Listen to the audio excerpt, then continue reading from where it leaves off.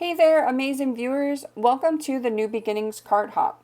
I'm Amanda, and I can't wait to share with you how I made this card. A special thank you to our hop host, Cecilia at Valley Oak Paper. Several others are participating too, so please be sure to check out all of their links below in our description. If you're as excited as I am about embracing new beginnings through crafting, make sure to give this video a thumbs up, hit that subscribe button, and let's dive right in.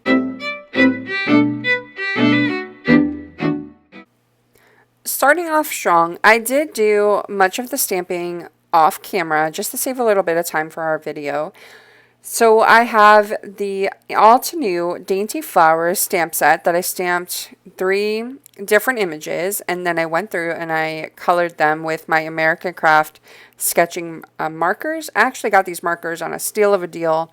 Still can't believe how much I paid for them, and they have really impressed me. I haven't really gotten into the alcohol marker world yet, but these have definitely inspired me to start dipping into that world of markers, so to speak. One thing that I couldn't find was a color chart for these markers specifically, so I will say that it is something that I put together. So right here, I did put together a full color chart for this 80 pack of markers that I have.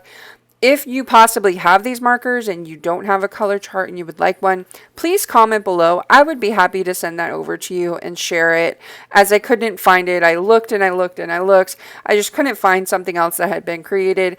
And it's really helped me because these markers, as we all know, they look different when you're coloring with them versus how the lid color looks. So I went through, colored all those beautiful flowers. One thing I always want to mention is to keep your stamp image into your platform. So stamp over your colored image. It's just awesome pro tip. Stamping over your colored image after you have already put all that coloring in, it just really gives that final crisp look of a stamped image and just sharpens everything up. I can't thank whoever the influencer was that shared this a while back. I've used it ever since then. Once I got all of that colored and stamped again, I did go through and I die cut each of those flowers out. So as I'm die cutting these, each individual pieces, I think I did about 3 of each or so, just to give me a variety of ones to choose from my card front. I also cut out extras to stack them up. Now what you're seeing here is I did emboss with the Spellbinder's Sketch Floral Embossing folder. I did that off camera, and then I have an old card base where this stamped image was on there, but I wasn't using it, so I decided to recycle the card base and make it a whole new card. We all know we've done it before, so your secret is safe with me. Here I am. I used my Tombow adhesive glue. It's one of my favorites. I highly recommend it. I can link it into the description as well. And just getting that nice adhesion to my card base. So I like to make sure that it's nice and flat on there, and also getting any wrinkles out before or as the glue dries. Next, I'm using all of those different stacked die cuts that I created to start gluing them together. This adds an additional amount of dimension to your cards, and I really just love that textured look that it gives. A couple of these had 2 stacked, a couple only had maybe 1 stack.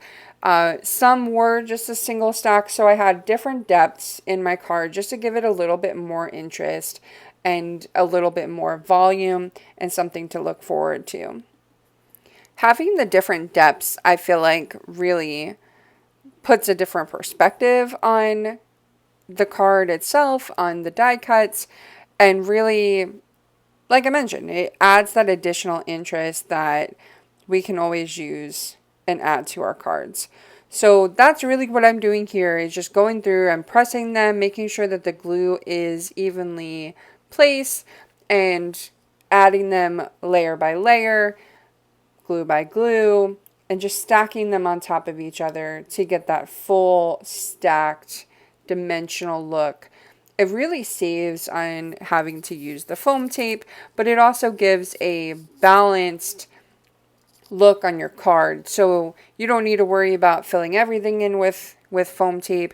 You just have that full stack look, and it just definitely does a number for adding that dimension, adding that texture, adding any depth that you can think, to just add that additional interest. Once we had all of them stacked up, then you can see that I was really just trying to decide how I would organize them. So I moved them, then I moved them some more, and I just shifted some of the different flowers back and forth. I went through a lot of different options and patterns and finally decided on one. This is also when I realized I really need to get some press and seal for my craft room. That is certainly on my craft room shopping list because it would have been so helpful during this time. But anyway, we made do without. I went ahead and added all of those different flower components and pieces one by one, sorting them just in that beautiful composition. And I decided I wanted the blue one right in the center. So I really like how that turned out. And then from there, I decided that I wanted to add a greeting.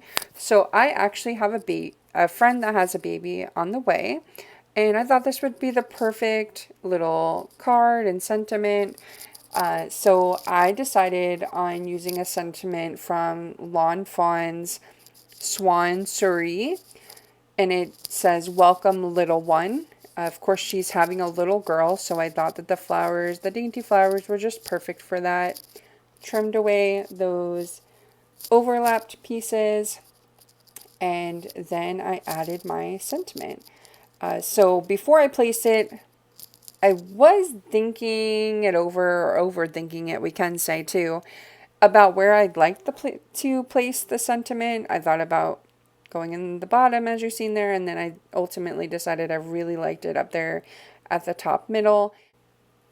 I got that all secured with some foam tape. It's all good. Everything's good.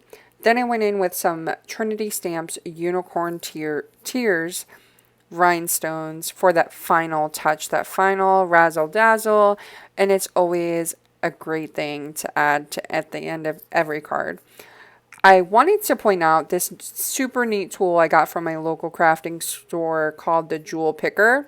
Not sure if you've seen it or if you've used it before, but it's absolutely my favorite. Highly recommend. I'll link it below. And there you have it, my take on the New Beginnings theme for this month's card hop. I hope that my card has inspired you to create something beautiful today. Thank you for joining me and for being a part of this fantastic hop. If you've enjoyed my creation, please don't forget to show me some love by liking this video, drop me a comment, and subscribe for more card making adventures. Also, please make sure to check out my friends' links in the descriptions to explore their beautiful cards along with this hop. I can't wait to see all of their creations, and I'm sure that you don't want to miss it. Until next time, stay possum and keep spreading that crafty golden cheer. See you later!